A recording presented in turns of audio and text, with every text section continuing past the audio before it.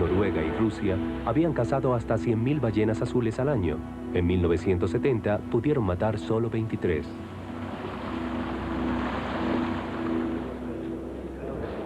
El cuerpo internacional que representaba a los países balleneros ignoraron un veto impuesto por otros gobiernos en Estocolmo.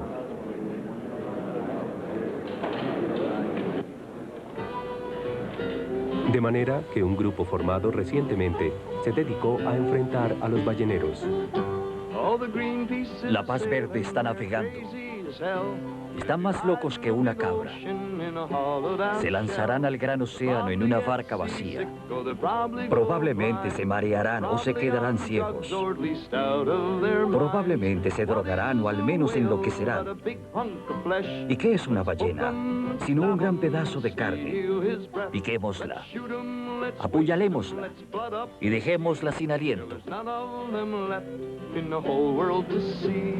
Allá hay 1, 2, 3, 4, 5 y somos 9 cazadores en total. Robert Hunter dirigió la primera expedición de Paz Verde, conocida como Greenpeace, que encontró los buques balleneros rusos en el Pacífico.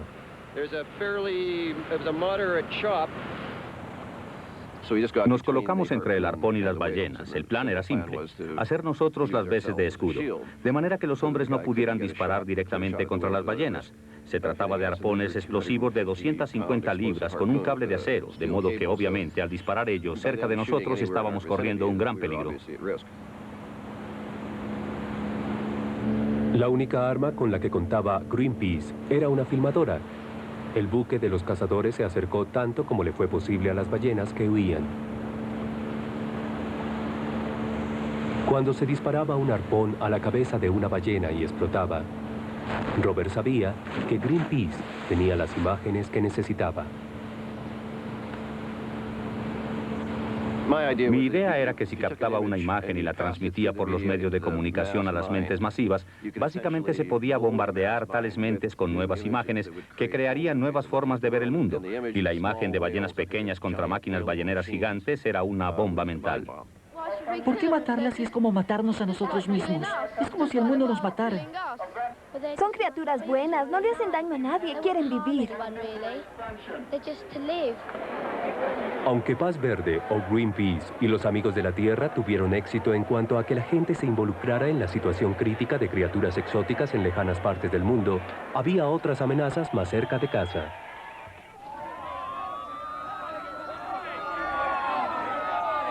En una serie de casos, tanto en Europa como en Estados Unidos, las comunidades se veían atacadas por desechos tóxicos que se habían botado hacía muchos años atrás.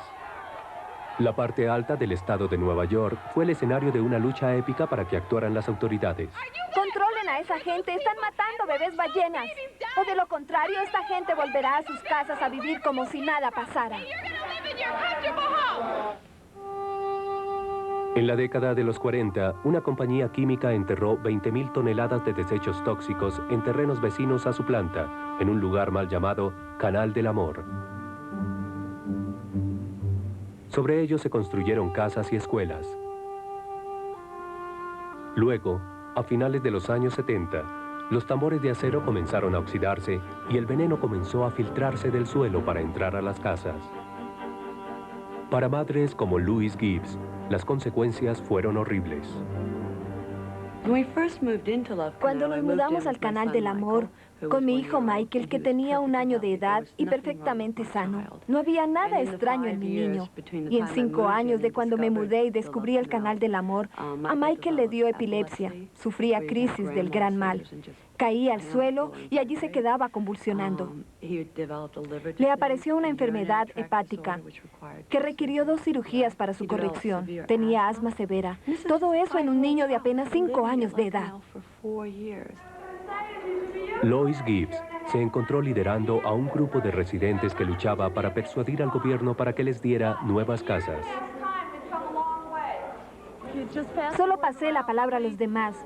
Nosotros no vamos a hacer nada violento.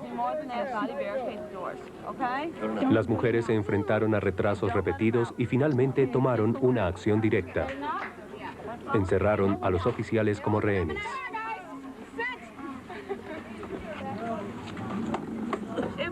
Si para para el miércoles al mediodía no obtenemos una declaración de que esta es un área de desastre, entonces lo que ellos vieron hoy aquí es solo pánico estilo Calle Sésamo. No será nada en comparación a lo que haremos.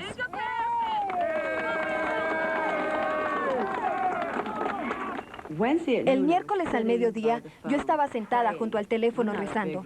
No soy una persona religiosa, pero lo hacía para que llamaran. Y cuando el teléfono sonó, todos saltamos, preguntando quién va a contestar. Levantamos el auricular y era de la Casa Blanca, diciendo que evacuaran a los residentes del Canal del Amor.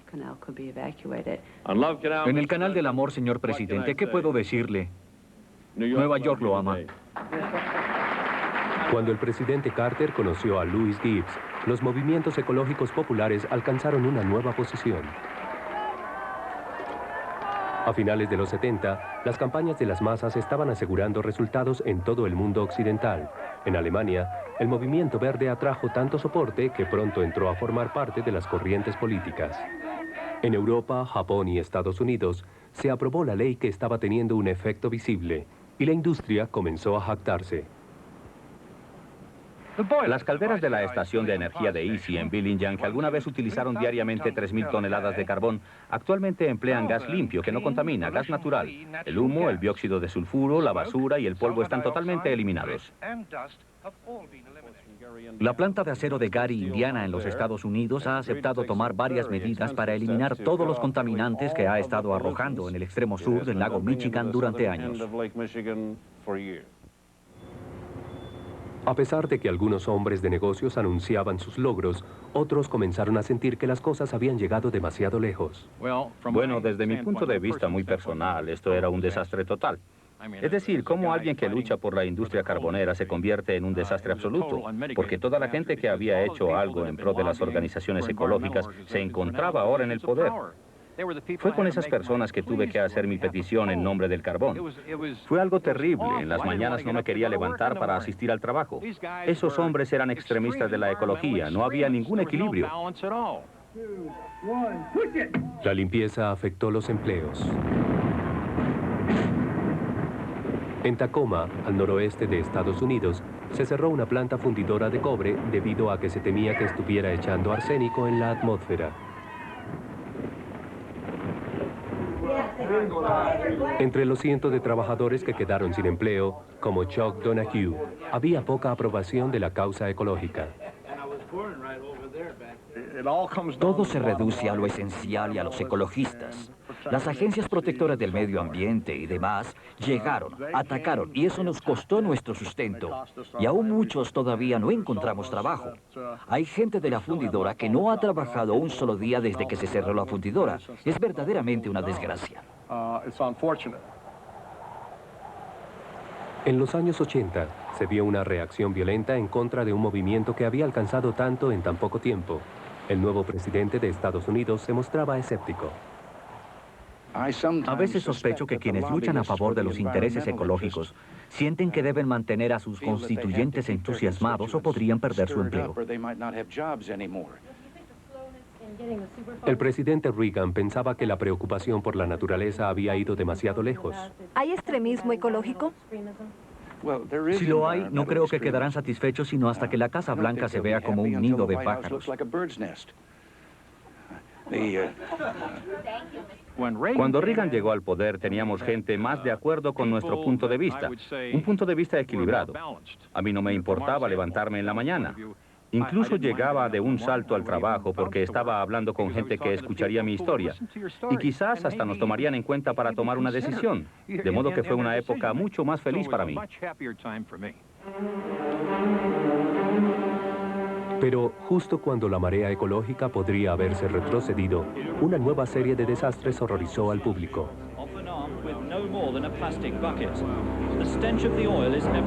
A pesar de todas las leyes, los accidentes aún podían ocurrir y en una nueva y escalofriante escala. El caso de Amoco Cadiz fue 2 veces más grande que el de Torrey Canyon. Se movió nuevamente. Cuando el supertanque encalló, el petróleo se derramó sobre cientos de miles de lugares pesqueros franceses.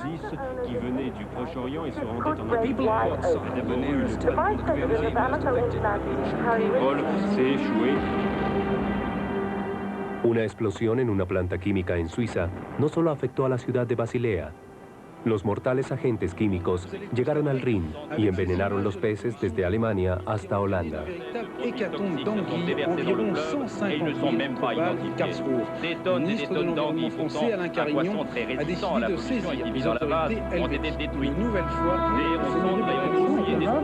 bien, une nouvelle pollution s'est produite la nuit dernière. Une vanne mal fermée a laissé s'échapper du mercure. Une fois de plus, le Rhin est devenu un danger pour sa faune et pour ses rivages. Some of their own polluted Rhine water and dead fish were hurled at them. Bhopal, en la India, marcó un nuevo récord en el número de víctimas producto de un accidente industrial. Una noche en 1984, la planta norteamericana Union Carbide explotó y los gases tóxicos llegaron a la ciudad.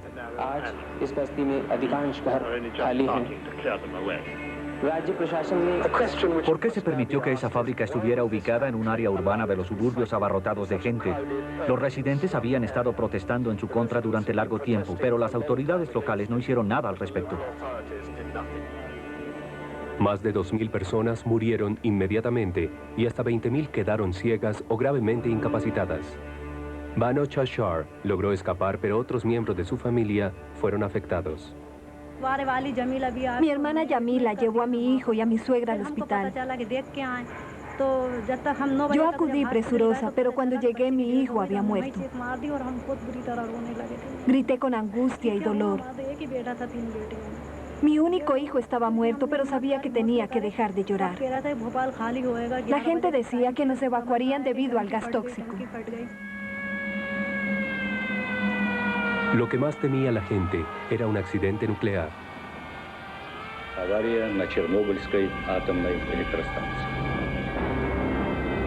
Cuando en Chernobyl explotó un viejo reactor soviético, se hizo realidad la pesadilla. Las enfermedades provocadas por la radiación mataron de inmediato a muchos bomberos y miles de personas que vivían cerca del lugar morirían después de cáncer.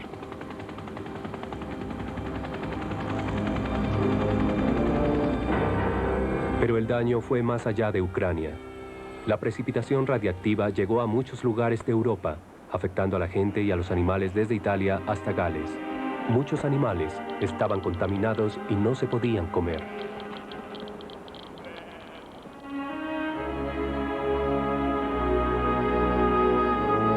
Y el gran alcance de la contaminación se sintió en Canadá y en el norte de Europa, donde los lagos y bosques se estaban acabando debido a gases provenientes de centrales nucleares, en otros países a cientos de kilómetros de distancia.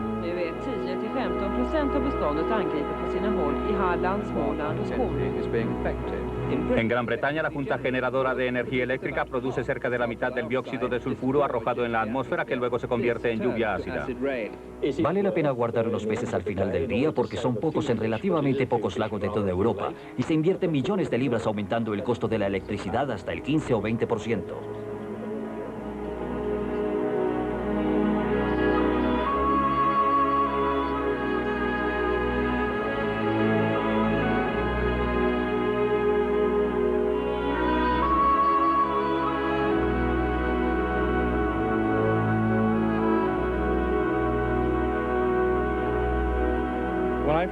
Cuando comencé a trabajar en este tema, la mayor parte de la gente veía la contaminación como un asunto local. Había plantas de acero en Pittsburgh, contaminación causada por los autos en Los Ángeles. Y al cabo de los 10 años siguientes empezamos a entender que tenía proporciones continentales. La lluvia ácida cubría la mitad del subcontinente de Norteamérica y gran parte de Europa. 5 años después nos dimos cuenta de que en realidad el problema era mundial, que la viabilidad de la atmósfera misma estaba amenazada. El descubrimiento del enorme daño que se estaba haciendo a la atmósfera finalmente confirmó la escala global del peligro. Científicos en California encontraron que los químicos producidos por el hombre y que se utilizaban ampliamente y que antes se consideraba eran seguros, podían arruinar las capas superiores de la atmósfera. Se está procediendo de acuerdo con lo que básicamente es un problema inocente, y luego surge la reacción en cadena. Es algo así como un foso que se abre y no se sabe qué tan profundo es. Llegué a casa una noche y mi esposa me preguntó cómo iba la investigación. Le respondí, creo que la investigación va bien, pero parece como si fuera el fin del mundo. La evidencia obtenida por medio de satélites confirmó que lo que había sido una teoría ahora era un hecho.